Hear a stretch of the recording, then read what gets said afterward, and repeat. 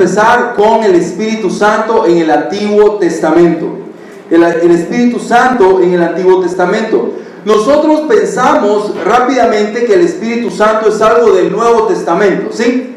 Nuestra idea es algo totalmente del Nuevo Testamento. Jesús prometió que el Espíritu Santo iba a venir después de que Él subiera, y bueno, el Espíritu Santo comienza con la iglesia, pero vamos a darnos cuenta que no. El día de hoy vamos a ver que el Espíritu Santo no es solamente del Antiguo Testamento.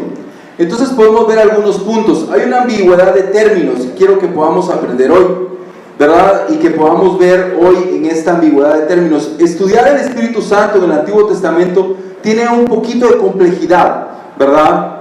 Por esta ambigüedad de términos. ¿Por qué? Porque la palabra en hebreo para hablar del Espíritu Santo es ruah, ¿verdad? Esa es la palabra hebrea o el término hebreo que se traduce como espíritu. Pero es complicado poder, para los traductores, ¿no? ¿Verdad? Para los traductores saber desde la antigüedad de qué está hablando, porque el ruah tiene esa ambigüedad de términos. Puede ser espíritu, ¿sí? Pero también puede ser viento, también puede ser aliento, ¿verdad? Entonces también puede ser aire. Entonces para ellos es muy complejo. El milagro que tenemos en las manos llamado Biblia ha requerido mucho, no solo de la inspiración de quienes lo realizaron, sino también de quienes lo han traducido, porque son lenguas muertas.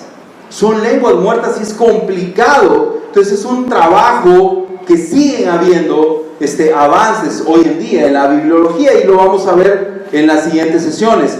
Pero bueno, dice, muchos de los lugares en donde aparece es difícil decidir por traducir espíritu con E pequeña, o sea que puede ser viento, aire o lo que sea, o espíritu con E mayúscula. Aún en las referencias de Espíritu de Dios puede también interpretarse como el viento de Dios. Génesis 1:2 dice, el viento de Dios se movía sobre la faz de las aguas, ¿sí? ¿De qué está hablando en Génesis 1:2? ¿Está hablando de viento, de aire? ¿O está hablando del espíritu? Porque hay unas versiones que traducen como espíritu. ¿De qué está hablando? Existe esa ambigüedad de términos, ¿verdad? Donde necesitamos de la ayuda de especialistas para saber de qué está hablando. Aquí hay otro ejemplo en Génesis 3:8. Paseándose por el jardín por el espíritu o viento, según la versión. Entonces tenemos esa ambigüedad. No sabemos al final a ciencia cierta de qué está hablando. Por eso necesitamos estudiar este tema. Vemos uno acá del ruah de Dios en Génesis 8:1. Después del diluvio, Dios hizo atravesar un ruah sobre la tierra. Usa esa palabra, ese término. Y ese ruah, ¿qué fue lo que hizo? Tuvo 4 resultados después del diluvio. Decrecieron las aguas, se cerraron las fuentes del abismo y las compuertas del cielo, y se detuvo la lluvia del cielo, y las aguas bajaron gradualmente. La Biblia dice que fue el ruah. ¿Qué fue? ¿Fue el Espíritu de Dios? Es lo que se cree. Entonces vemos la obra de Dios desde el inicio. ¿Qué es lo que Dios está haciendo? En Éxodo 10:13 dice que el ruah aparece como el elemento que trae las plagas que destruyen la naturaleza de Egipto.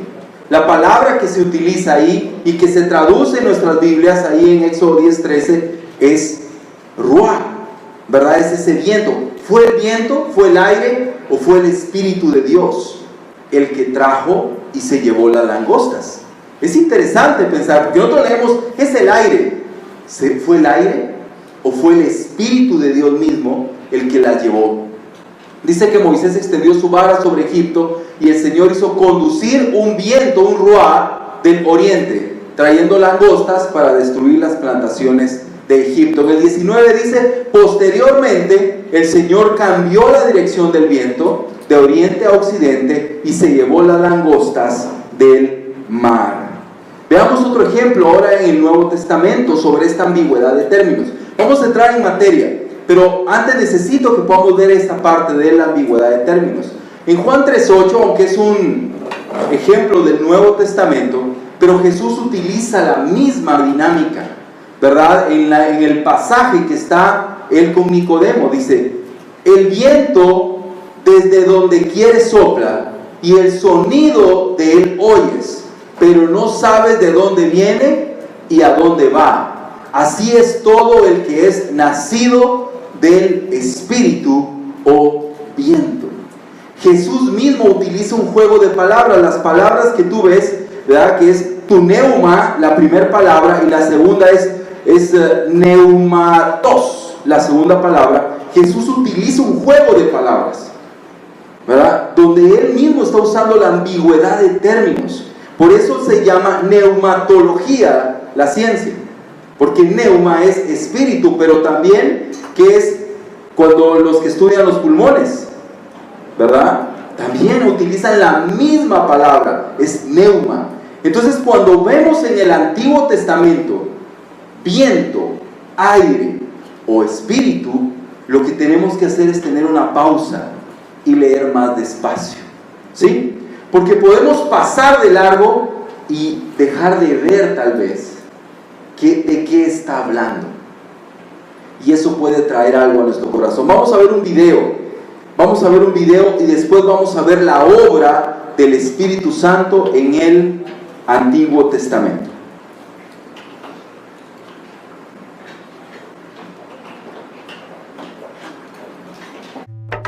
Si alguna vez has escuchado la frase el Espíritu Santo y quieres saber lo que significa, ¿por dónde tú empiezas?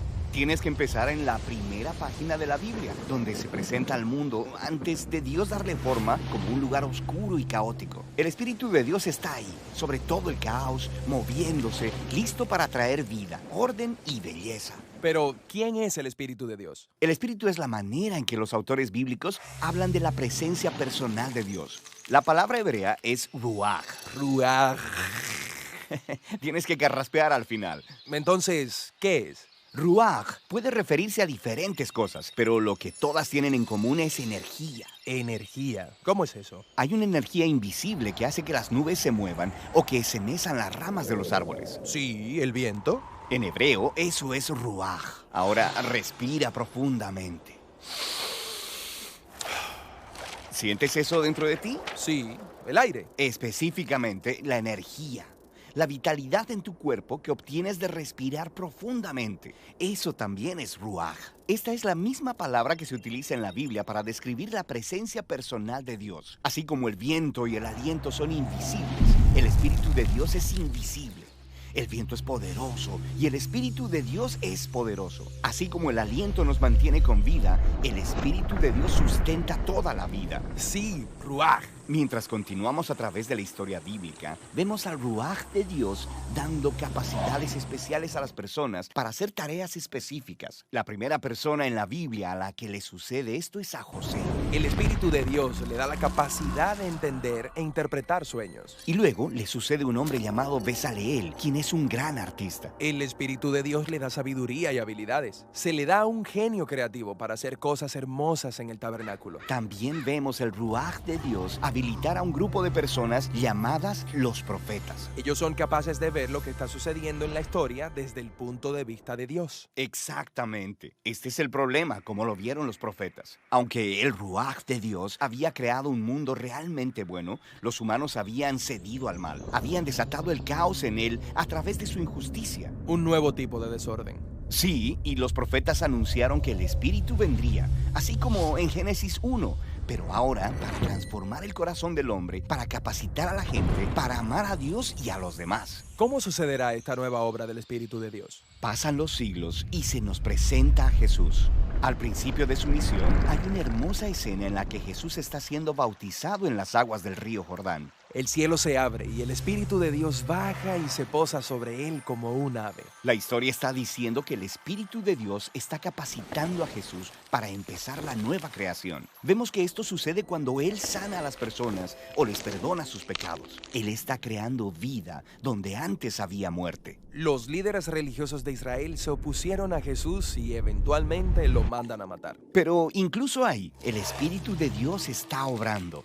Los primeros discípulos de Jesús, quienes lo vieron resucitado de los muertos, dijeron que fue el espíritu energizante de Dios que levantó a Jesús de los muertos. Este es el principio de la nueva creación. Sí, y esta todavía continúa. Cuando Jesús se apareció a sus seguidores más cercanos, sopló sobre ellos y les dijo: reciban el Espíritu Santo. Poco después de eso, el Espíritu Santo vino poderosamente sobre todos sus discípulos, Para que ellos puedan ser parte de esta nueva creación y compartan las buenas nuevas y aprendan cómo vivir bajo la energía e influencia del Espíritu de Dios. Hoy, el Espíritu sigue moviéndose en lugares oscuros. Sí, guiando a las personas hacia Jesús, transformándolas y capacitándolas para amar a Dios y al prójimo. La esperanza cristiana es que el Espíritu va a terminar este trabajo. La historia de la Biblia termina con la visión de una nueva humanidad viviendo en un mundo nuevo, permeado por el amor de Dios y por su Espíritu dador de vida. El Espíritu Santo es definitivamente la persona de la Trinidad con quien menos nosotros nos sentimos identificados, ¿verdad? Y nosotros como iglesias de Cristo Internacional, al no estar de acuerdo en los movimientos pentecostales, podemos irnos al otro extremo, ¿no? ¿Verdad? Donde realmente el Espíritu Santo no es algo que nosotros, nuestro enfoque es más Jesús, ¿sí? Estamos más enfocados en Jesucristo, estamos más enfocados en ser discípulos de Jesús y podemos olvidar el Espíritu, ¿verdad? Piensa en tu oración de hoy en la mañana, ¿quién oró al Espíritu? ¿Quién le dijo algo al Espíritu Santo? ¿Verdad? ¿O quién le pidió a Dios, dame más de tu Espíritu, lléname de tu Espíritu? ¿Verdad? O sea, realmente no estamos tan conscientes y a pesar de eso, es la persona de la Trinidad con la que más contacto tenemos, ¿verdad? Es con la persona de la Trinidad con quien realmente estamos unidos. Por eso aprender del Espíritu va a transformar nuestra vida, ¿verdad? Y va a cambiarnos desde el interior. Vamos a ver la obra del Espíritu Santo y vamos a empezar rápidamente en la creación, ¿sí? Vamos a empezar en la creación. Como vimos ya, la primera mención del Espíritu está en Génesis 1:2, ¿verdad?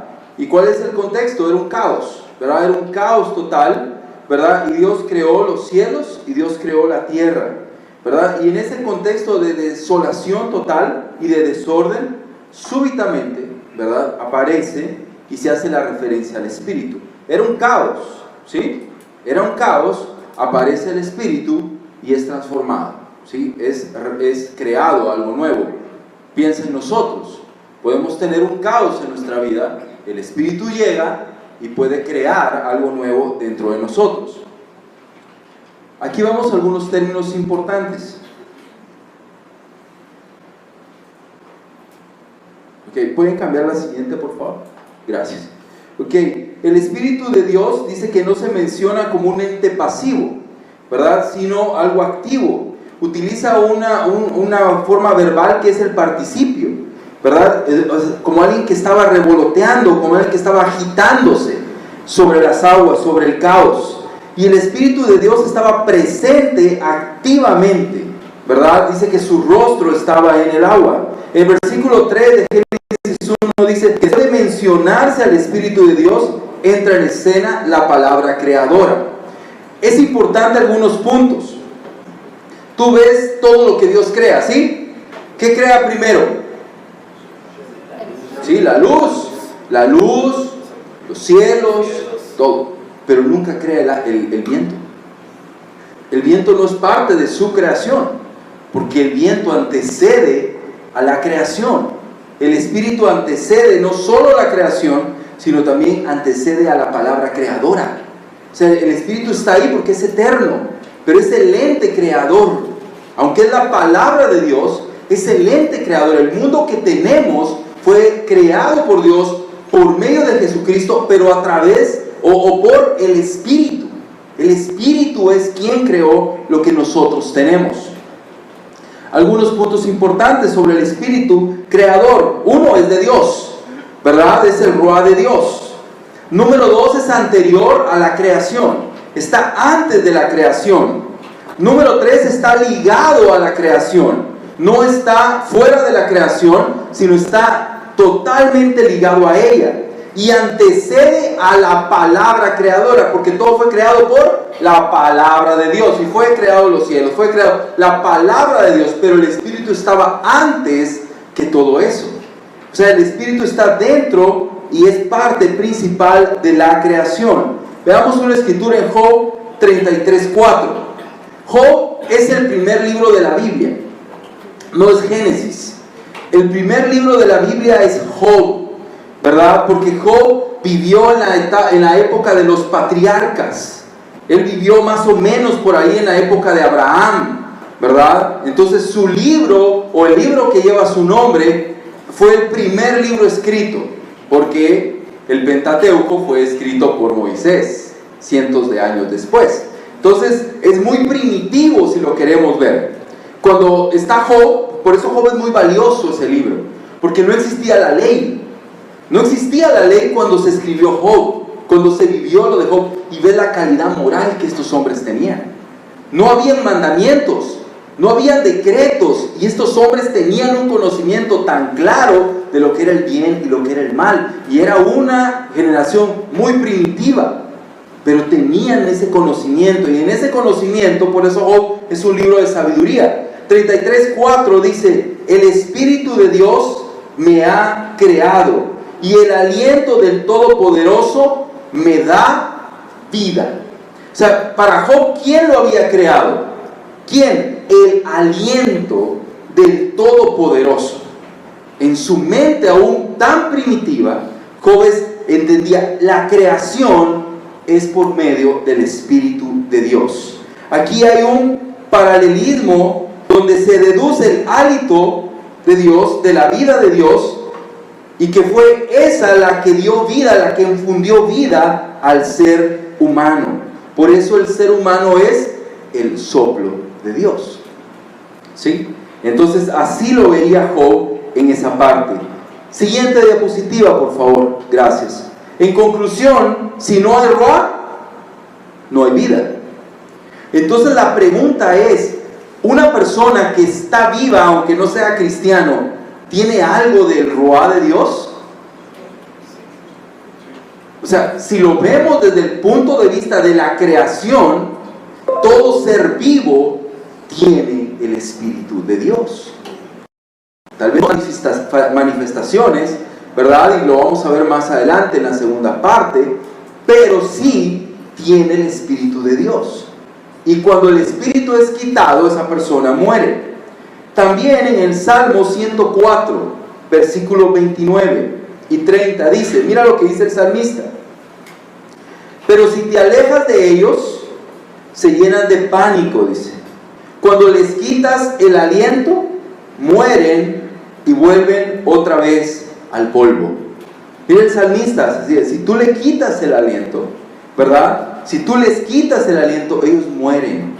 La creación está ligada al Espíritu. Versículo, y no solo la creación, sino la renovación de la creación. El mismo Salmo 104, versículo 30, dice: pero si envías tu Espíritu, son creados, y se renueva la faz de la tierra. Toda esa etapa de renovación y de evolución es creada por el Espíritu Santo, dice el salmista en el Salmo 104. Aún si alguien no es creacionista, sino es alguien que piensa en la evolución, aún dentro de una escala de evolución está el Espíritu Santo. Es Dios no solo el creador, sino también es Dios el sustentador y el renovador de toda la creación. Amén. Entonces vemos al Espíritu como algo importante en la vida de este planeta. Siguiente, el Espíritu Santo y la revelación, ¿verdad? En el Antiguo Testamento, pues obviamente hay revelación. Y cuando hablamos de revelación es que el Espíritu es el que habla a las personas y les da un mensaje, ¿verdad? Dice Hebreos 1.1, ¿verdad? En el inicio de Hebreos 1.1 dice que Dios habló muchas veces y de diversas maneras a nuestros antepasados por medio de los profetas. Dios habló de diversas maneras y de diversas formas en el pasado. Hubo una revelación oral, ¿verdad? donde Dios habló directamente a través de él. También una revelación por sueños, hay unos ejemplos ahí en Génesis 20, 31, 37, 40, en Daniel también, ¿verdad? Revelación por visiones, casi todos los profetas, no todos, pero casi todos los profetas registran, sobre todo los mayores, ¿verdad? Registran que tuvieron visiones. Entonces el Espíritu Santo dio esa revelación.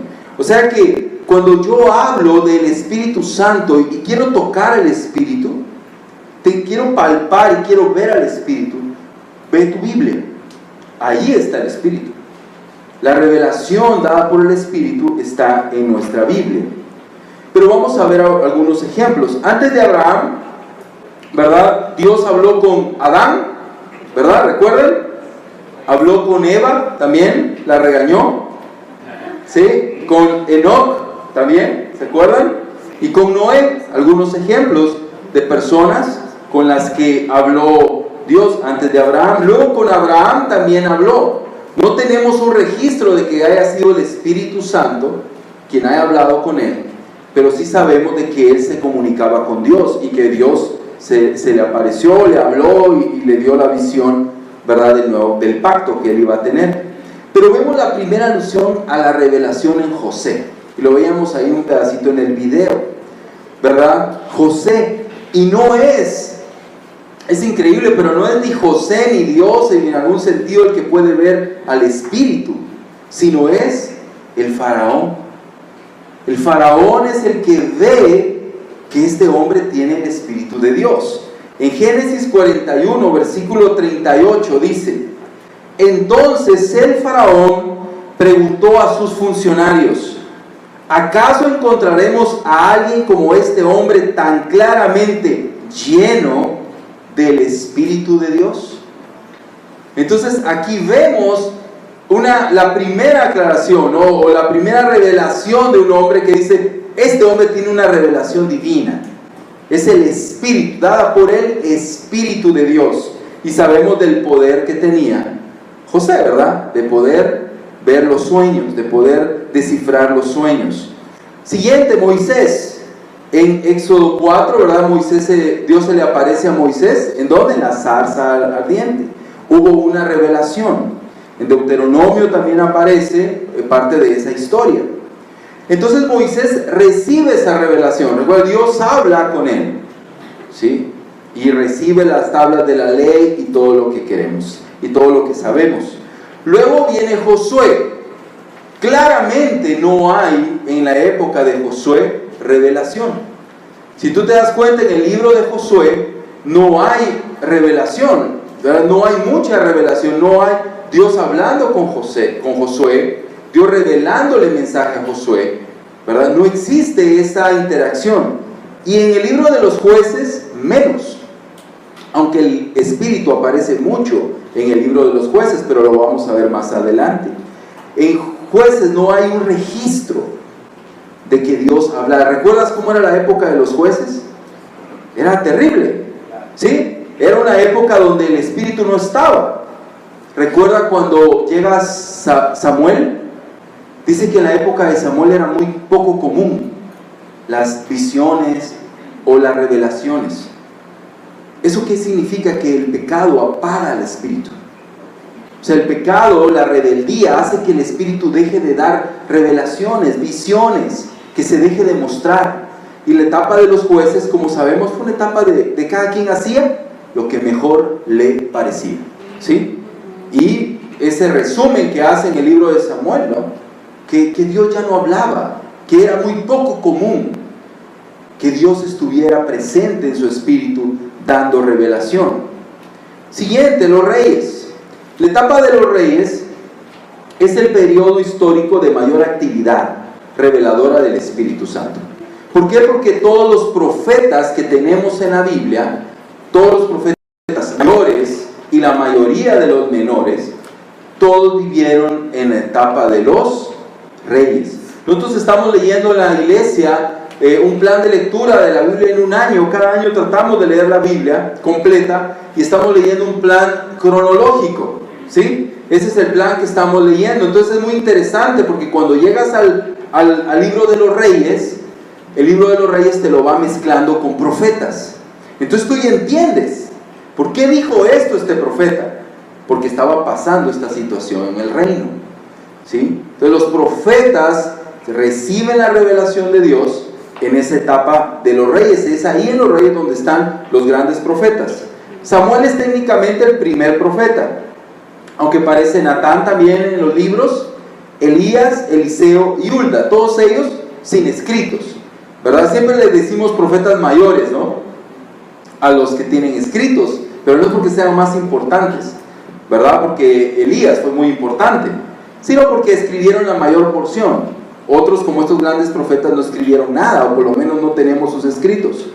Sí, y también, pues obviamente los conocidos profetas escritores, y también los profetas post-exílicos, como Ageo, Zacarías y Malaquías.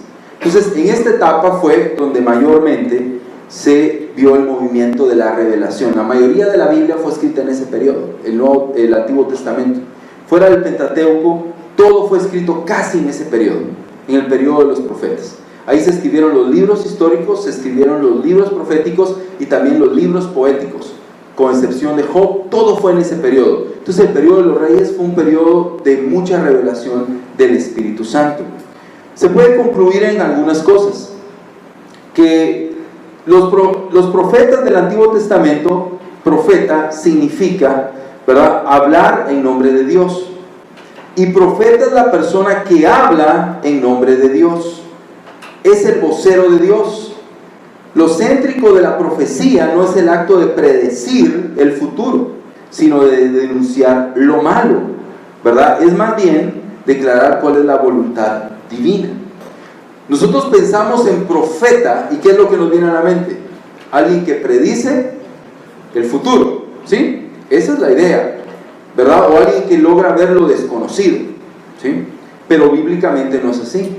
Los profetas, solo el 20% de sus escritos fueron de eventos futuros. El 80%, o sea, la mayoría, fue denuncia de lo que estaban viviendo en ese tiempo. Denuncia de lo que estaban pasando en ese tiempo.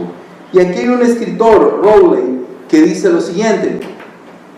Este autor dice que profetizar proviene del árabe nab'a, que quiere decir anunciar, y el hebreo ba, que quiere decir venir, llegar o entrar. Con estos elementos se saca el significado tanto del acto de anunciar como el de movilizarse para hacerlo. O sea, profeta es alguien que va y anuncia el mensaje de Dios. O sea, hoy cuando compartimos la fe y le estamos diciendo a una persona que se tiene que volver a Dios y tiene que dejar su pecado, técnicamente estamos profetizando, ¿sí? No estamos diciéndole, te va a pasar esto mañana, no. Pero cuando alguien se para aquí al frente y predica el mensaje de Dios y muestra cuál es la voluntad de Dios en su palabra, técnicamente está profetizando, ¿sí? O sea que si lo vemos desde este punto de vista bíblico, el ministerio profético continúa. No porque estamos añadiendo palabra de Dios, sino porque la palabra de Dios que ya tenemos revelada, la estamos transmitiendo a los demás. ¿Alguna pregunta hasta aquí? ¿Todo entendido o no entendieron nada, verdad? Cualquiera de las dos. Ok, siguiente, sí. Mira, cuando tú decías que el Espíritu Santo estaba en todas las personas y nos preguntabas que si estábamos de acuerdo que estaba en todas las personas, tú decías que sí. Sí, como ente creador, sí, ¿sí? Porque todo lo que tiene vida, ¿verdad?, tiene parte de Dios, ¿sí? Pero no está lleno del Espíritu Santo, ni tiene el sello del Espíritu, ni ha sido regenerado por el Espíritu. Pero toda persona que está viva, no significa que es salva, ¿no? Pero toda persona viva, como lo vemos en la creación, toda persona viva, y como lo veía Job y los salmistas, toda persona viva, todo ser vivo, una planta, todo lo que está vivo, tiene el Espíritu de Dios, ¿sí? Porque es el creador, ¿ya? En ese sentido. Te preguntaba porque en la historia de Samuel, dice que cuando Saúl pecó, el Espíritu Santo se apartó de Saúl, y un espíritu malo de parte de Dios llegó vino con él. Entonces, por eso me entró la duda, o sea, claro, el Espíritu Santo no puede estar en alguien que está viviendo mal. Por eso te digo, es parte de la creación, como aire creador, como viento, como ese ente creador, pero no con esa llenura del Espíritu, y lo vamos a ver más adelante, pero son como dos cosas diferentes. Pero todo ser humano tiene de Dios, porque fue creado por Dios a través de su Espíritu, pero no está lleno del Espíritu, no tiene el sello del Espíritu, no ha sido bautizado en el Espíritu, ¿verdad? Y no está siendo regenerado por el Espíritu, ¿verdad? Son dos cosas completamente diferentes que lo vamos a ver más adelante. Un ejemplo son los jueces, y es lo que vamos a ver ahorita, porque los jueces fueron súper pecadores, ¿sí? Pero tenían presencia del Espíritu en sus vidas. Entonces pensamos, ¿qué está sucediendo ahí? ¿Verdad? ¿Qué está sucediendo ahí? Y entonces vamos a ir. ¿Había otra pregunta por acá? ¿No? ¿Ok? La siguiente es la capacitación, ¿verdad? Y esto es vital, esta parte, porque el Espíritu Santo en el Antiguo Testamento, ya hablando no de la creación, ¿verdad? No de ese ente creador, sino de ese ente que vive, convive con la persona, lo capacita, lo ayuda en su diario vivir, es súper interesante en el Antiguo Testamento. Porque aunque Jesús prometió el Espíritu Santo, vemos que el Espíritu Santo estaba presente en ciertos eventos importantes. ¿Qué hacía el Espíritu Santo en el Antiguo Testamento? No vivía en las personas normalmente, sino llegaba y después se iba, ¿sí? Llegaba y hacían algo, cumplían una misión, y ya que la cumplieron, se iba. No vivía con ellos, no vivía en ellos, como Dios nos lo prometió en el Nuevo Testamento, ¿verdad? Y vamos a ver en cuanto a su capacitación.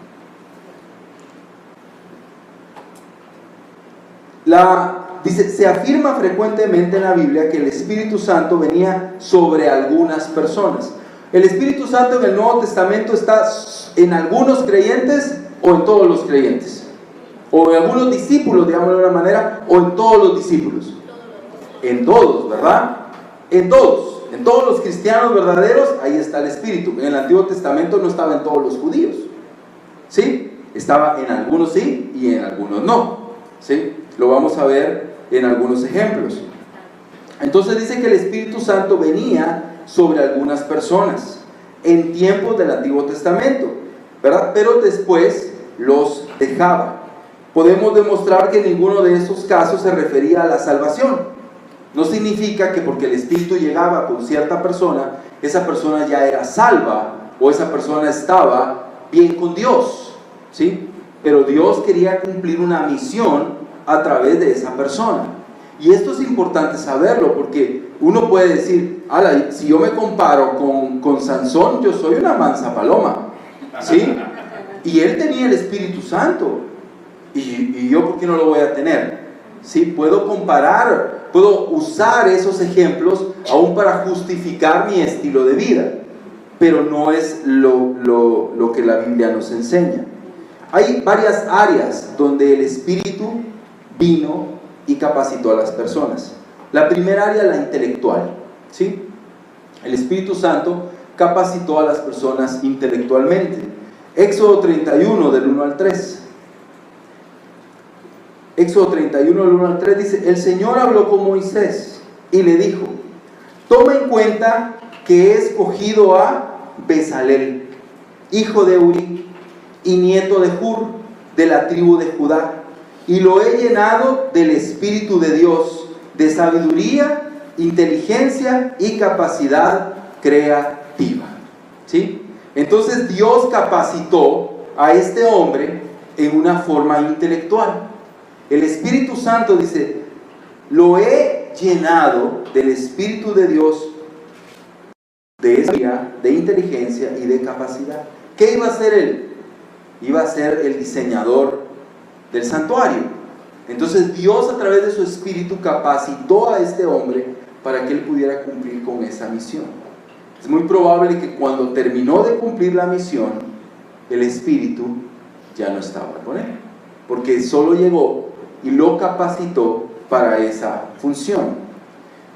También pasó con los reyes. ¿Recuerdan? Cuando un rey era ungido, ¿qué pasaba?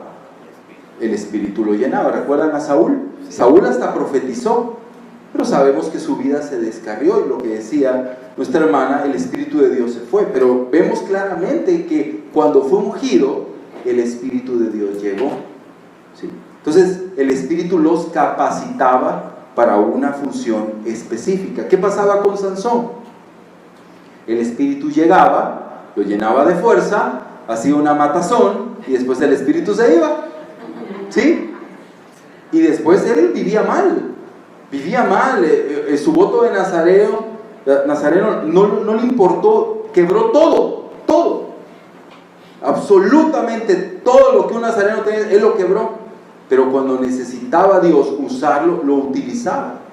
Pero no significa que estaba de acuerdo con su estilo de vida. Solo lo capacitaba para cumplir con una función. La segunda es, el Espíritu también capacitaba en el Antiguo Testamento moralmente. Y es mucho más claro en el Nuevo Testamento, ¿verdad? Lo vamos a ver mañana. Pero lo capacitaba moralmente. Recuerdan a David, el Salmo 51:11, él dice: no me alejes de tu presencia, ni me quites tu Santo Espíritu. Él está pidiendo a Dios el Espíritu Santo para que lo pueda llenar y le pueda permitir él volver a tener esa vida moral que a Dios le agradaba. ¿Sí? Entonces el Espíritu de Dios también capacitaba en esa área. Y también, más específicamente en el área oficial, el Espíritu Santo también capacitaba en esa área, ¿verdad? Entonces el Espíritu del Señor vendrá sobre ti con poder, y tú profetizarás con ellos y serás una nueva persona. ¿Con quién está hablando? Con Saúl. Está Samuel hablando a Saúl, ¿verdad? Cuando empezaba un rey ordenado por Dios, porque sabemos que hubieron muchísimos reyes que no fueron ordenados por Dios, pero cuando había reyes ungidos por Dios, el Espíritu llegaba y los capacitaba. Entonces el Espíritu Santo en el Antiguo Testamento capacitaba a las personas para que cumplieran cierta función, ¿sí? Y luego se alejaba. Por eso te digo, en el Antiguo Testamento es un poco complicado sacar una teología del Espíritu, por eso tenemos el Nuevo, pero podemos aprender mucho de la obra del Espíritu. Aquí hay una tabla, no sé si van a poder verla, ¿verdad? Pero hay varios ejemplos, ¿verdad? Vamos a tener todas las presentaciones y todo ahí en cabina y algunos otros artículos que les puedan servir para ampliar todo esto. Pero aquí vemos una tabla donde hay estos hombres de Dios y vemos la manifestación del Espíritu Santo y vemos el propósito por el cual el Espíritu los capacitó. Un ejemplo, Samuel, el propósito del Espíritu fue la instrucción del pueblo. Saúl, ¿verdad? Para dar testimonio de su elección. David, ¿verdad? Claramente no profetizó, aunque fue un escritor bíblico. Elías derrotó a los profetas de Baal, ¿recuerdas? Dios lo llenó del Espíritu. Imagínate matar 450 hombres, él solo. ¿Tú crees que con su fuerza podía hacerlo? No, necesitó el Espíritu de Dios para poder matar a todos esos profetas, ¿verdad? José en la administración de Egipto, Bezalel ya lo vimos. Los 70 ancianos fueron llenos del Espíritu, ¿para qué? Para poder dirigir, para poder apoyar a Moisés. Ellos fueron capacitados por el Espíritu Santo. Otoniel y Gedeón para gobernar Israel, Jefté también para gobernar Israel, y Sansón, su fuerza física, ¿no? Para vencer a los filisteos. Entonces, en la parte de la capacitación, el Espíritu Santo, ¿verdad? Capacitaba que dando dones naturales, como a Bezalel, ¿verdad? Que le daba dones, le dio dones. 2, dando inteligencia, dando sabiduría, capacitando moralmente, ¿verdad? Ayudando a las personas a crecer en rectitud, y también en los papeles de liderazgo. El Espíritu Santo estaba en el Antiguo Testamento capacitando a las personas. ¿Ok? Puedes pasar.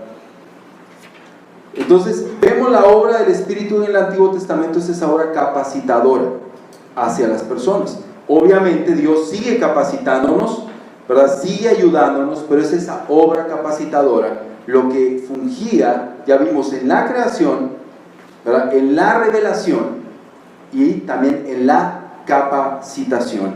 Y finalmente también en predecir el futuro. También el Espíritu Santo en el Antiguo Testamento tiene esa parte importante de la obra futura, lo que iba a pasar en la perspectiva del Antiguo Testamento, la perspectiva que iban a tener hacia el Nuevo Testamento. Vamos a ver algunos ejemplos. sobre cómo veían, cómo el Espíritu los ayudó a profetizar todo lo que pasaría con el Mesías. Dice, reposará sobre el Mesías. Vemos esa parte importante. Isaías 11:2 dice, y el Espíritu del Señor reposará sobre él, el Espíritu de sabiduría y de entendimiento, el Espíritu de consejo y de poder, el Espíritu de conocimiento y de temor del Señor. ¿Sí? El Espíritu Santo estaba ahí. Algo que es importante en esta parte, y es importante también en el Antiguo Testamento, es que la presencia del Espíritu hacía ver que la persona estaba siendo aceptada por Dios. Jesucristo fue bautizado, ¿amén? ¿Sí? Y el Espíritu vino en forma de paloma. Todos escucharon la voz de Dios y vieron la luz. Mi pregunta es, antes de ese evento, ¿Jesús ya tenía el Espíritu Santo o no? Sí.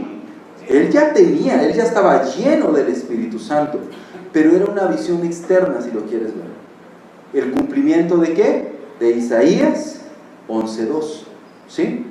Y el Espíritu del Señor reposará sobre él. Entonces los judíos conocedores de la ley, cuando vieron al Espíritu en forma de paloma, ¿en qué crees que pensaron? En Isaías, ¿sí? En Isaías.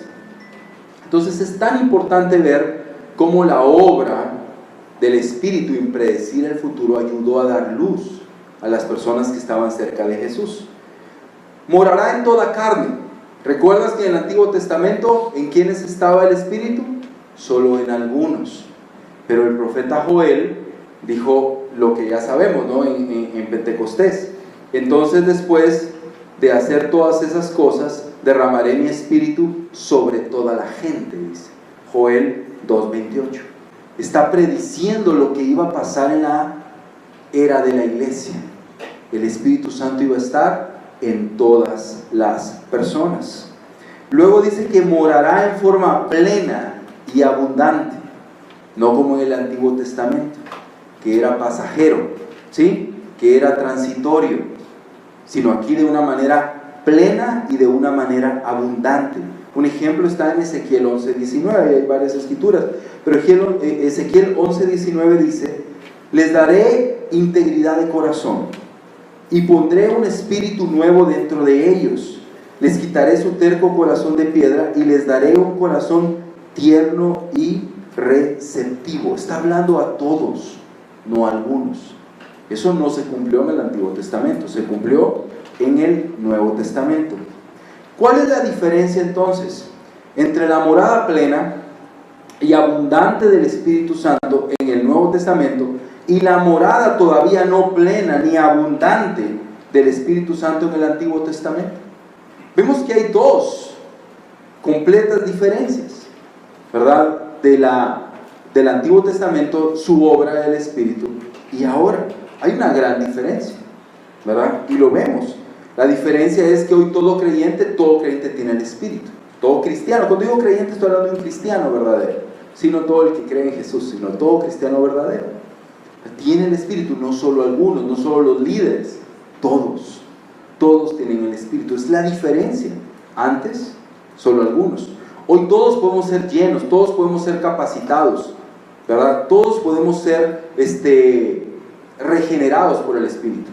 Pero en el pasado no eran todos, eran los que Dios decidía que iban a cumplir una función importante, ¿verdad? Entonces hay una gran diferencia entre ambos grupos.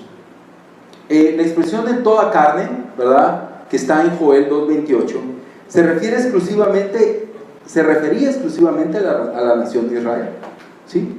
Era una profecía solo para Israel, pero en el día de Pentecostés vemos que Pedro la universaliza y él amplía la profecía diciendo que esa llenura, ¿verdad?, ese toda carne no iba a ser solo para los judíos, sino para todos nosotros. Y bueno, esto se dice fácil, pero hay varias cosas importantes, ¿verdad? Aparentemente los gentiles no estaban dentro de la promesa. O sea, tú y yo no podíamos acceder a esa promesa, pero gracias a Jesucristo tú y yo la podemos tener. En Hechos 11, del 14 al 17, En la segunda parte vamos a estudiar bien esta escritura, pero Pedro, hablando con los hermanos, dice: Él te dirá cómo tú y todos los de tu casa pueden ser salvos. Cuando comencé a hablar, continuó Pedro, el Espíritu Santo descendió sobre ellos, tal como descendió sobre nosotros al principio. Entonces Joel 2 se amplió a todos nosotros y tenemos esa gran bendición hoy como cristianos. ¿Qué podemos ver para concluir esta primera parte? Número 1, el Espíritu es creador y es renovador de la naturaleza. Y todo ser viviente tiene una parte de ese Espíritu, ¿verdad? Porque el día que quita el viento, el hálito de vida, ese ser humano muere. O sea, todos, nuestro cuerpo funciona gracias a Dios, como decimos, ¿sí? Número 2, la revelación. La revelación que tenemos en nuestras manos, que es la Biblia, fue dada a través de ¿quién? Del Espíritu Santo. Hoy en día nosotros también podemos crecer y mejorar nuestro entendimiento de esa revelación a través de ¿qué? Del Espíritu Santo. El Espíritu Santo es quien nos ayuda a entender las Escrituras, quien nos ayuda, por eso no podemos jactarnos. Es el Espíritu en su bondad que nos da el entendimiento, como lo dio a esos hombres. También el Espíritu Santo nos capacita. Si hoy tenemos dones o desarrollamos dones, ¿sí?, Dios nos los da a través de su Espíritu y podemos ponerlos a beneficio de la iglesia, y es Dios el que nos da y nos capacita. Y número 3, también tenemos una esperanza futura. Aunque muchas profecías ya se cumplieron, tenemos muchas todavía que no se han cumplido, y el Espíritu nos muestra y nos ayuda y nos ayuda a perseverar para el cumplimiento de esa obra futura, para que así como este hombre, nosotros podamos vivir. Este hombre es uno de los ejemplos, el ejemplo de que el Espíritu estaba con él por una sola razón, por un solo instante, un solo momento en su vida, y es Simeón. En ese tiempo había en Jerusalén un hombre llamado Simeón. Era justo y devoto, y esperaba con anhelo que llegara el Mesías y rescatara a Israel. El Espíritu Santo estaba sobre él. ¿Para qué estaba el Espíritu sobre Simeón? No dice en Simeón, dice sobre. ¿Pero por qué estaba el Espíritu? ¿Cuál era la función de este hombre? Ser testigo. ¿Qué iba a hacer? Él iba a reconocer. Ese era. El Espíritu lo capacitó para ese momento. Solo el momento de él decir: Él es el Mesías, Él es el Salvador, Él es. Y el Espíritu nos va a capacitar a nosotros para el día que nuestro Señor vuelva a venir, ¿sí? Y nos va a preservar para que nosotros también, como Simeón, digamos: Él es, ahí está el que nos rescata.